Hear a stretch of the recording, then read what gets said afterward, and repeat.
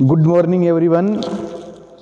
Political science के सभी students का एक बार पुनः मैं हमारे महाविद्यालय के इस यूट्यूब चैनल पर हार्दिक अभिनंदन एवं स्वागत करता हूं। और जिस किसी भी स्टूडेंट ने अगर हमारे महाविद्यालय के इस यूट्यूब चैनल को सब्सक्राइब नहीं किया है तो सब्सक्राइब कर लो, ताकि जो नई वीडियो उनकी आपको अपडेट मिलती रहे और आप अपनी तैयारी है उसको अनवरत जारी रख सके। BA सेकेंड ईयर की जो पोल साइंस की बुक है भारतीय राज्य व्यवस्था इंडियन पॉलिटी, इसमें आज हमारा जो चैप्टर है भारतीय संविधान में हुए संविधान में संशोधन किस प्रकार होते हैं, इसका हमने अध्ययन कर लिया अनुच्छेद 368 के तहत प्रीवियस वीडियो में।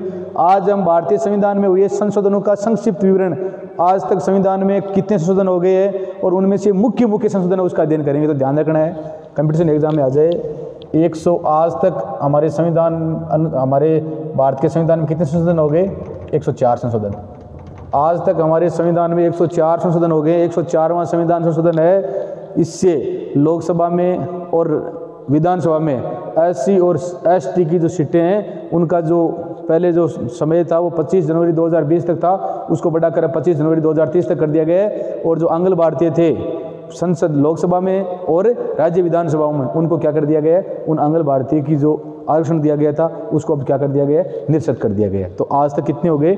104 संविधान संशोधन हो गए हैं। अब हम सबसे पहले जो संविधान के अंदर प्रथम संशोधन हुआ था, कब हुआ था? 1951 में हो गया था। कब हुआ था? 1951 में। और इसको रोमेश थापर बनाम स्टेट ऑफ मद्रास के नाम से जाना जाता है। 1951 में भारतीय संविधान में प्रथम संशोधन हुआ था। इसको रोमेश थापर बनाम स्टेट ऑफ मद्रास 1951 में जाना जाता है। और इससे जो ये प्रथम संशोधन हुआ था, इससे हमारे संविधान में जो सर्वोच्च न्यायालय है या सुप्रीम कोर्ट है, सुप्रीम कोर्ट के मामलों में सर्वोच्च न्यायालय के निर्णय से उत्तम परिस्थितियों को दूर करने के लिए ये जो हमारा सर्वोच्च न्यायालय है, इससे इस प्रकार की स्थितियां उत्पन्न हो गई थी। और इसके कारण भारत में क्या करना पड़ा? हमारे देश में या हमारी सरकार को प्रथम जो संशोधन है वो करना पड़ा, क्योंकि सुप्रीम न्यायालय जो सर्वोच्च न्यायालय है या सुप्रीम कोर्ट है, उसके निर्णय से ऐसी परिस्थितियां उत्पन्न हो गई थी। इसमें देखो, इससे स्वतंत्रता, समानता और संपत्ति से संबंधित मूल अधिकारों को, स्वतंत्रता, समानता और संपत्ति से संबंधित जो मूल अधिकार है, इनको लागू करने के लिए जो कठिनाइयां आ रही थी, बीच में जो बाधाएं आ रही थी, उन बाधाओं को दूर करने के लिए क्या किया गया? प्रथम संविधान संशोधन किया गया। तो देखो, इससे स्वतंत्रता, समानता एवं संपत्ति से संबंधित मूल अधिकारों को लागू किए जाने संबंधी कठिनाइयों को दूर करने का प्रयास किया गया। वाक और अभिव्यक्ति की स्वतंत्रता पर अनुच्छेद 19(1) में हमारे को वाक और अभिव्यक्ति की स्वतंत्रता दी गई है। और अनुच्छेद 19(2) जोड़कर वाक और अभिव्यक्ति पर क्या किया गया? जो वाक और अभिव्यक्ति की स्वतंत्रता है उस पर उचित प्रतिबंध लगाया गया कि कहाँ तक हमारे को वाक और अभिव्यक्ति की स्वतंत्रता है और कहाँ पर इसको क्या होना चाहिए? प्रतिबंध होना चाहिए। अनुच्छेद 19(2) में प्रतिबंध के अनुच्छेद 19 संविधान में एक नया अनुच्छेद जोड़ा गया, अनुच्छेद 19(2), और इसमें प्रतिबंध के नए आधार क्या होंगे? तो लोक व्यवस्था बनाने के लिए, विदेशी राज्य से संबंधों के बारे में और अपराध।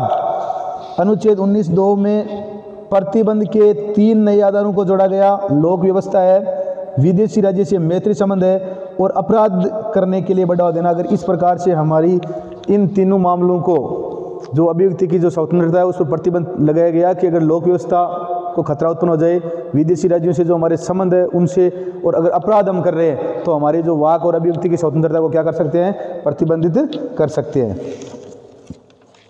अगला जो है वो इस संशोधन द्वारा संविधान में जो 9वीं अनुसूची है, हमारे जो मूल संविधान था उसमें कितनी अनुसूचियाँ थी? 8 अनुसूचियाँ थी। तो जो 9वीं अनुसूची है उसको काफी बार क्वेश्चन पूछा गया है कि 9वीं अनुसूची को किससे संबंधित है? तो ध्यान रखना है, भू संबंधी या संपत्ति संबंधी जो विवाद है या भू संबंधी जो विधि हैं उनको संरक्षण देने के लिए, या भूमि संबंधी सुधार है, वो किस में है? 9वीं अनुसूची में है। और मूल संविधान में 8 अनुसूचियाँ थी, तो 9वीं अनुसूची को कब जोड़ा गया? प्रथम संविधान संशोधन से।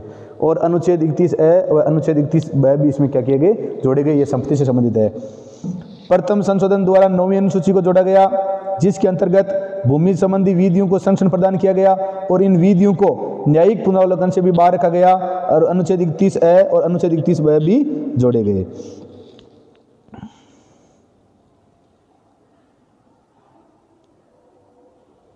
उसके बाद में है 7वां संविधान संशोधन। थोड़ा बता देता हूं मैं आपको। दूसरा है वो 1952 में हुआ था। इसमें संसद में राज्यों के जो प्रतिनिधित्व है उसको निर्धारित किया गया। तीसरा संशोधन 1954 में हुआ और इसमें समवर्ती सूची में संशोधन करके खाद्यान्न, पशुओं के लिए चारा और कच्चा कपास आदि को सम्मिलित किया गया। चौथा संविधान संशोधन 1955 में हुआ था। इसमें है वो व्यक्तिगत संपत्ति को लोकहित में राज्य द्वारा छीने जाने की स्थिति में न्यायालय और क्षतिपूर्ति के लिए पुनर्निरीक्षण नहीं कर सकता। पांचवां संविधान संशोधन 1955 में हुआ। इसमें अनुच्छेद 3 में संशोधन करके राज्य पुनर्गठन विधेयक के संबंध में व्यवस्था की गई कि यदि निर्धारित अवधि के भीतर राज्य अपनी राय नहीं बताते हैं तो विधेयक को संसद द्वारा पारित माना जाएगा। छठा संविधान संशोधन 1956 में हुआ और इसमें 7वीं अनुसूची के संघ सूची में ब्राह्मण क को शामिल करके केंद्र सरकार को अंतर्राज्यीय क्रय विक्रय पर कर लगाने की शक्ति प्रदान की गई। और उसके बाद में पहले के बाद में 7वां संविधान संशोधन, 7वां जो संविधान संशोधन है ये भी बाकी तो अपने को ज़्यादा विशेष नहीं है, जो very important, very most important है, हम उन्हीं का अध्ययन करेंगे। 7वां जो संविधान संशोधन है ये हुआ था 1956 में। कब हुआ? 7वां संविधान संशोधन है 1956 में हुआ।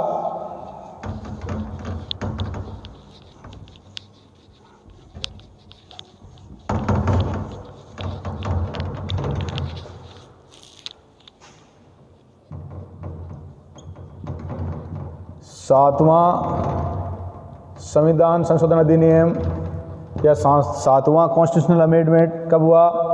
1956 में हुआ और इसमें इसके द्वारा संविधान के अनुच्छेद 1 व प्रथम सूची में संशोधन करके 14 राज्यों व 6 संघ राज्य क्षेत्रों को इसमें जो ये नवंबर 1956 में हुआ था और इसके द्वारा 7वां संविधान संशोधन है वो कब हुआ था? नवंबर 1956 में हुआ था और इसके द्वारा जो अनुच्छेद 1 है जिसमें भारतीय संघ के बारे में बताया गया है और भारत का नाम भारत और इंडिया है, तो अनुच्छेद 1 में जो प्रथम सूची है इसमें संशोधन करके 14 राज्य व 6 संघ शासित प्रदेश बनाए गए। 7वां संविधान संशोधन है 1 नवंबर 1956 को हुआ था और इसके द्वारा प्रथम अनुच्छेद है और प्रथम जो अनुसूची है उसमें है वो संशोधन किया गया और इसमें परिवर्तन वो संशोधन करके 14 राज्य और 6 संघ शासित प्रदेश बनाए गए। वर्तमान में 28 राज्य और 8 केंद्र शासित प्रदेश है, ध्यान रखना। अनुच्छेद 230 व 231 को संशोधित करके उच्च न्यायालयों के क्षेत्राधिकार को संघ राज्य क्षेत्रों पर बढ़ा दिया गया। अनुच्छेद 230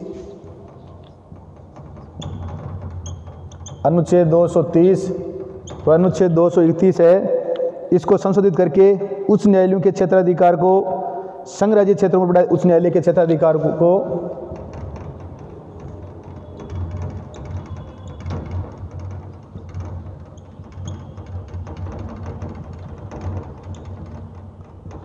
अनुच्छेद 230 व 231 है, इसमें संशोधन करके उच्च न्यायालयों के क्षेत्राधिकार को संघ राज्य क्षेत्रों पर बढ़ा दिया गया और 2 या 2 से अधिक राज्यों के लिए एक उच्च न्यायालय का उपबंध किया गया। 2 या 2 से अधिक भी हो सकता है। 2 या 2 से अधिक राज्यों के लिए एक उच्च न्यायालय का उपबंध किया गया कि भाई 2 या 2 से अधिक राज्यों का भी एक क्या हो सकता है? उच्च न्यायालय हो सकता है। तो अनुच्छेद 230 व अनुच्छेद 231 संशोधित करके उच्च न्यायालयों के क्षेत्राधिकार को संघ राज्य क्षेत्रों पर बढ़ा दिया गया। 2 या 2 से अधिक राज्यों के लिए 2 या 2 से अधिक राज्यों के लिए एक उच्च न्यायालय का उपबंध किया गया।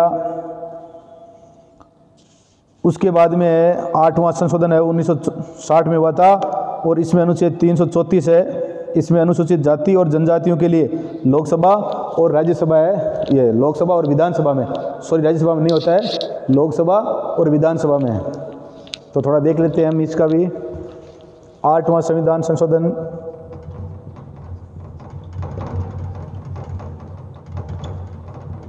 8वां संविधान संशोधन है, ये कब हुआ था? 1960 में हुआ था।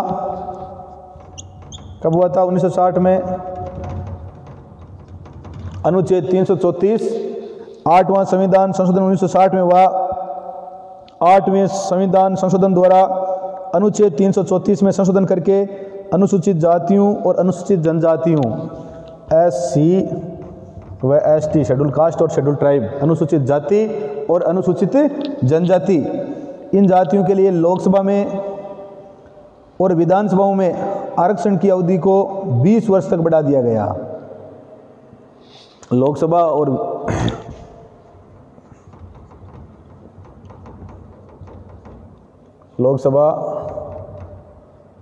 और राज्य विधानसभा में आरक्षण की जो अवधि है उसको कितने वर्ष तक बढ़ा दिया था? 20 वर्ष तक। पहले ये 25 जनवरी 1960 तक था, इसको फिर कितना कर दिया? 25 जनवरी 1970 कर दिया। तो अनुच्छेद 360 में 9वां संविधान संशोधन है, ये कब हुआ था? 1960 में हुआ था। इसमें प्रधानमंत्री देश के जवाहरलाल नेहरू थे। ये 9वां संविधान संशोधन भी 1960 में हुआ था। और इसमें क्या हुआ था? भारत एवं पाकिस्तान के मध्य भूमि हस्तांतरण के लिए किए गए समझौते को कार्यान्वित करने के लिए भारत के भूभाग को हस्तांतरित करने का अधिकार दिया गया। भारत और पाकिस्तान के मध्य भूमि हस्तांतरित की गई थी। 9वां संविधान जो बेरूबारी विवाद है भारत व पाकिस्तान के मध्य, भारत ने पाकिस्तान को कुछ जो ज़मीन है विवादित थी वो हस्तांतरित की थी। तो भारत व पाकिस्तान के मध्य भूमि हस्तांतरण के लिए किए गए समझौते को कार्यान्वित करने के लिए भारत के भूभाग को हस्तांतरित करने का अधिकार दिया गया। इसके द्वारा बेरूबारी, खुलना आदि क्षेत्र को पाकिस्तान, बेरूबारी और खुलना जो क्षेत्र है वो किसको दे दिए गए? पाकिस्तान को दे दिए गए। इस बात का ध्यान रखना। 9वां संविधान संशोधन 1960 में हुआ था और इसमें संविधान में इस प्रकार का अमेंडमेंट, कॉन्स्टिट्यूशन अमेंडमेंट किया गया 9वां 1960 में कि भारत में ऐसा क्षेत्र जो पाकिस्तान को सौंपा गया, और वो क्षेत्र कौन सा था? बेरूबारी और खुलना। 10वां संविधान संशोधन है 1961 में हुआ था। 10वां संविधान संशोधन 1961 में हुआ था। और इसमें क्या हुआ था?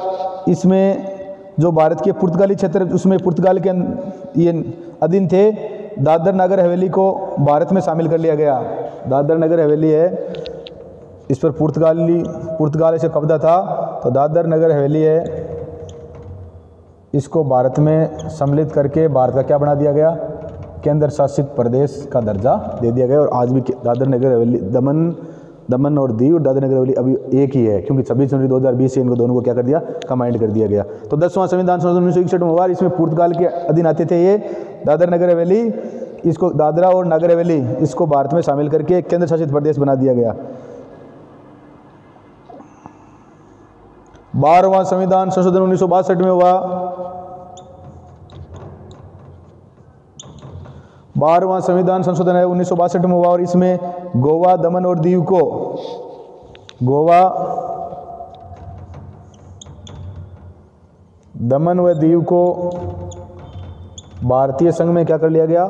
शामिल कर लिया गया। 12वां संविधान संशोधन 1962 में हुआ था और इसमें गोवा और दमन और दीव को क्या कर लिया? भारतीय संघ राज्य में शामिल कर लिया।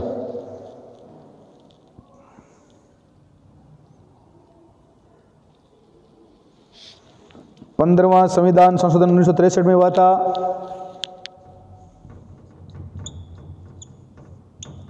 इस समय प्रधानमंत्री कौन थे? जवाहरलाल नेहरू थे। 15वां संविधान संशोधन 1963 में हुआ और इसके द्वारा उच्च न्यायालयों की अधिकारिता में वृद्धि की गई। और 15वां जो संविधान संशोधन 1963 में हुआ था, इससे उच्च न्यायालय है इनके अधिकारों में या क्षेत्राधिकार में क्या की गई थी? वृद्धि की गई थी। 15वां संविधान संशोधन 1963 से उच्च न्यायालय की अधिकारिता में वृद्धि की गई तथा उच्च न्यायालय के न्यायाधीशों की सेवानिवृत्ति की आयु है वो 60 वर्ष से बढ़ाकर कितना कर दिया? बस इनकी पहले आयु थी वो 60 वर्ष थी और 15वां संविधान संशोधन 1963 में इनकी सेवानिवृत्ति की आयु वो कितनी कर दी? 62 वर्ष। पूछ ले सुप्रीम कोर्ट के जो न्यायाधीश की सेवानिवृत्ति की आयु कितनी होती? 65 वर्ष। उच्च न्यायालय जो भारत में अभी वर्तमान में कितने हैं? 25 है। 25 कौन सा? आंध्र प्रदेश का अमरावती में है। तो इनके जो उच्च न्यायालय के न्यायाधीश है इनकी आयु कितनी होती है? 62 वर्ष। परंतु 1963 से पहले ये कितनी थी? 60 वर्ष थी, जिसको बढ़ाकर कितना कर दिया?